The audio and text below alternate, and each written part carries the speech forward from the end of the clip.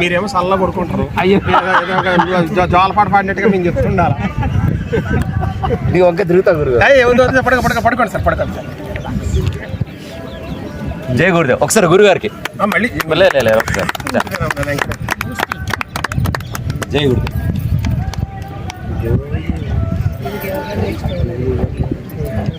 అది క్యాప్షన్ తీయమంటారా గురుగారు? క్యాప్షన్ తీయమంటారా? ఎవరు కనిపెట్టారో మనం చెప్పాలి. యోగాని ఈ ప్రపంచానికి అందజేసిన మహర్షి పేరు పతంజలి మహర్షి. పతంజలి మహర్షి ఎవరి స్వరూపం అంటే ఆదిశేషుని స్వరూపం. పతంజలి మహర్షి ఆదిశేషుని స్వరూపం అన్నమాట. ఆదిశేషుడు మానవులందరూ వెళ్ళి విష్ణుమూర్తిని అడుగుతారనమాట.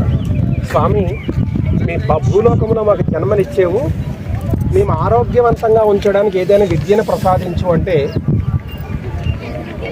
అప్పుడు ఏం చెప్తారంటే, సరే యోగ విద్యను ఆదిశేషుడు మీకు నేర్పిస్తాను అని చెప్తారనమాట.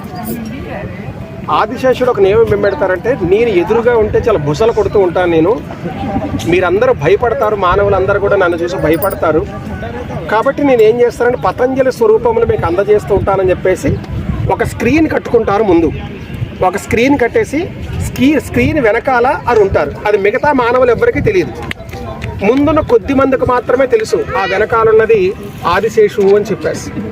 మానవులందరూ వచ్చి అలా కూర్చుంటారు, ఎదురుగా కూర్చుంటారనమాట. కూర్చోగానే ఆదిశేషువు ఏం చేస్తుంటారంటే వెనకాల నుంచి యోగ సూత్రాలను ఉపదేశించడం ప్రారంభిస్తారు. ఎంత అద్భుతమైన యోగ సూత్రాలన్నీ చెప్తుంటే ఆ మైమరిచిపోయి ఈ చెప్తున్న మహానుభావుడు ఎవరున్నారో అక్కడ, అసలు ఈయన ఎలా ఉంటారో, ఎంత చక్కగా చెప్తున్నారు, ఇంత బాగా చెప్తున్నారు, ఈయన ఎలాగైనా చూడాలని చెప్పేసి ఏం చేశారంటే ఆ ఉత్సాహంతో ఉన్నవాళ్ళు ఏం చేశారంటే ఆ స్క్రీన్ పక్కకు తప్పించేశారు. ఎప్పుడైతే ఆ స్క్రీన్ లాగేశారో ఆయన ఇచ్చిన మాట ప్రకారం ఏం చేశారంటే కిందనున్న బోటం మొత్తం కూడా ఏం చేస్తుందంటే బోటం మొత్తం కూడాను ఈ ఆదిశేషు పడగలు చుట్టుకున్నట్టుగా ఉండిపోయి పైన మాత్రం మనిషి స్వరూపం ఉండిపోతుంది అనమాట. అందుకని పతంజలి స్వరూపం ఎట్లా ఉంటుందంటే 50% శేషువులాగా ఉంటుంది, 50% హ్యూమన్ ఆకారంలో ఉంటుంది అనమాట. అదైతే పతంజలి స్వరూపం అనమాట. అందుకని ఎవరైనా సరే యోగాని కనిపెట్టింది ఎవరంటే మాకు తెలియదు కానీ తెలియదని చెప్పకండి, పతంజలి మహర్షి. ఓకేనయ్యా? ఆ పతంజలి మహర్షి పేరు మీద రామ్దేవ్ మహారాజ్ గారు పతంజలి అనే స్టోర్స్ ఉపయోగించారు. అలాగని చెప్పేసి పతంజలి స్టోర్స్ ఆయనది కాదు, రామ్దేవ్ గారిది. అది గమనించుకోండి ఒకసారి, ఓకేనా? ఎందుకంటే చాలా పతంజలి మహర్షి అనగానే పతంజలి స్టోర్స్ అని అడుగుతున్నారు. వారు ఉపయోగించిన మహర్షి పేరుని ఈరోజు ఉపయోగించుకుంటున్నారు. ఈరోజు కొన్ని వేల సంవత్సరాల పతంజలి మహర్షి యోగాన్ని కనిపెడితే ఈరోజు కూడా ఎంతో కొన్ని కోట్ల మందికి ఆరోగ్యాన్ని ఇస్తూ దాని మీద ఆధారపడిన ఎంతో మందికి పతంజలి మహర్షి భోజనం పెడుతున్నాడు. ఎందుకంటే అది ఉపాధి ఎంచుకున్న వాళ్ళు ఎంతోమంది ఉన్నారు. కొన్ని కోట్ల మందికి ఈనాటికి కూడా భోజనం పెడుతున్నాడు పతంజలి మహర్షి.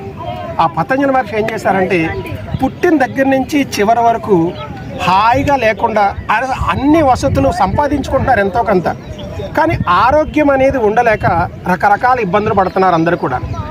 అసలు ఉన్నవాళ్ళు ఎంతకాలమైతే ఆయుష్ భూమి మీద ఉంటుందో ఉన్నంతకాలం కూడా ఆరోగ్యవంతంగా హాయిగా ఉండాలి. అలా ఉండాలంటే ఏం చేయాలి అని చెప్పేసి ఏం చేశారంటే ఆయన ఈ యోగ సూత్రాలన్నింటినీ మనం ఎక్స్ప్లెయిన్ చేశారు. దీన్ని పతంజలి యోగ సూత్రాలు అని చెప్పేసి ఉంటాయి, ఈక్వేషన్స్ లాగా చెప్పేశారనమాట. దాంట్లోని ఆయన చెప్పింది ఏంటంటే ఏ మనిషి అయినా సరే ఆరోగ్యవంతంగా ఉండాలంటే ఏం చేయాలి అనడానికి అష్టాదశ ఆయన ఏం చేశారు, అష్టాంగ యోగాన్ని ప్రసాదించారు. అష్ట అంగ యోగ. అష్ట అంటే 8, అంగాలంటే 8 విభాగాలు.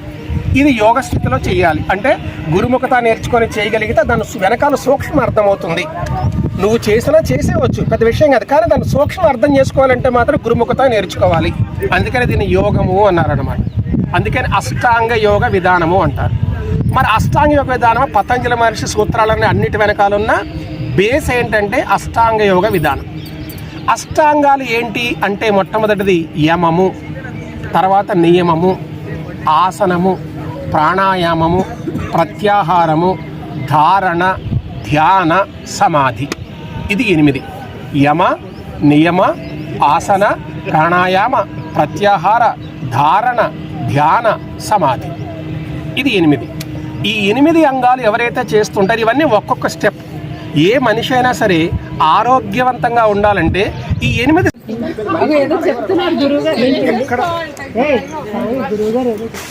ఏ ఆయుర్వేదిక ఔషధమైనా సరే దాంట్లో తప్పకుండా మిరియాలు కలుపుతారనమాట. మిరియాలు ఏంటంటే ఎక్కడ కంప్లైంట్ ఉందో అక్కడ తీసుకెళ్తుంది అనమాట ఔషధ గుణాలు. అందుకే దాన్ని మరీచము అంటారు.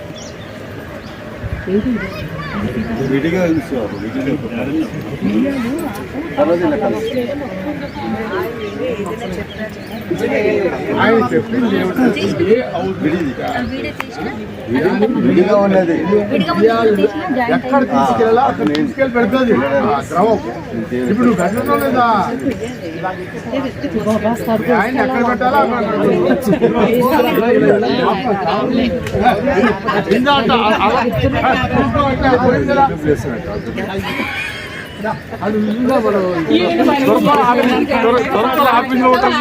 ఆఫీస్ దొంగగా ఉన్నాడు. ఆడికి మనకి పని కావాలంటే